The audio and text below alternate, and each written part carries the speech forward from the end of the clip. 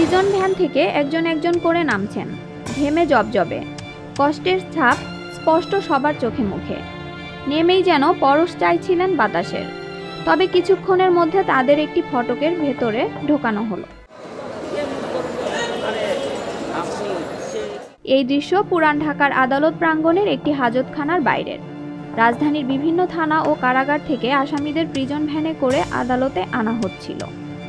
কোনোটি এসেছে গাজীপুরের কাশিমপুর কারাগার থেকে, কোনোটি কেরানীগঞ্জের কারাগার থেকে, কোনোটি এসেছে ধামরাই সাভার থেকে।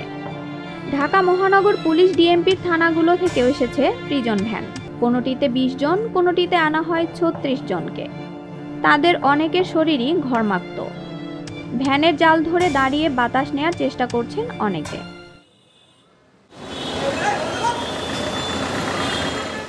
ধাতবের তৈরি 10 ফুট উঁচু প্রিজন ভ্যানে কোনো ফ্যান নেই। উপরের দিকে 1 ফুট প্রস্থের লম্বালম্বি লোহার জাল রয়েছে। ভ্যানের ভেতরে আলো বাতাস চলাচলের এটাই একমাত্র পথ। তবে ওই পথ অনেকটা রুদ্ধ হয়ে যায় ভারসাম্য রক্ষার জন্য জাল ধরে আসামিদের দাঁড়ানোর কারণে। ওই জালের ফাঁক দিয়ে তারা বাইরের মুক্ত পৃথিবীও দেখেন।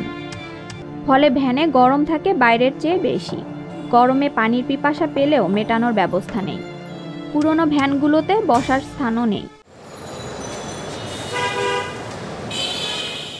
জানতে চাইলে কারা অধিদপ্তরের কারা উপমহাপরিদর্শক মনির আহমেদ আজকের পত্রিকাকে বলেন, নিরাপত্তার কথা মাথায় রেখেই প্রিজন ভ্যানগুলো করা হয়।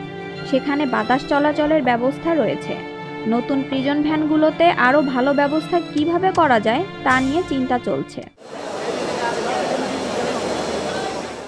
ঢাকার নিম্ন আদালতের 4টি হাজতখানার সূত্র জানায়, কেরানীগঞ্জ, কাশিমপুর কারাগার সহ ঢাকা জেলা ও ঢাকা মহানগর পুলিশের বিভিন্ন থানা থেকে প্রিজন ভ্যান, ডিবি পুলিশ ও র্যাবের গাড়িতে দিনে গড়ে 700 আসামিকে আদালতে আনা নেয়া করা হয়। জানা গেছে, দেশে মানবদেহের জন্য সহনশীল তাপমাত্রা প্রায় 36 ডিগ্রি সেলসিয়াস। বাইরে 36 ডিগ্রি সেলসিয়াস তাপমাত্রা হলেও প্রিজন ভ্যানের ভেতরে তা আরও বেশি অনুভূত হয়। চলতি বছর ঢাকার তাপমাত্রা 40.8 ডিগ্রি সেলসিয়াসে উঠেছিল, যা প্রচণ্ড তাপপ্রবাহ। সেদিনও আসামিদের একইভাবে আনা নেয়া করা হয়েছে। এ বিষয়ে জাতীয় মানবাধিকার কমিশনের সাবেক চেয়ারম্যান অধ্যাপক ডক্টর মিজানুর রহমান বলেন, অপরাধী বা অভিযুক্ত যেই হোক তাদের ন্যূনতম সুযোগ সুবিধার নিশ্চয়তা দিতে হয়। একজন অপরাধীরও মানবাধিকার রয়েছে, তাই তার মর্যাদা যেন ক্ষুণ্ণ না হয় সেদিকে নজর রাখা রাষ্ট্রের দায়িত্ব। তিনি বলেন, গরমের সময় আসামিদের প্রিজন ভ্যানে বহনের জন্য ন্যূনতম সুবিধা থাকা প্রয়োজন। তবে আমাদের সক্ষমতা নিতান্তই কম। অবশ্য আমরা তা নিয়ে চিন্তাও করি না। রাষ্ট্রকে আরও সচেতন হতে হবে।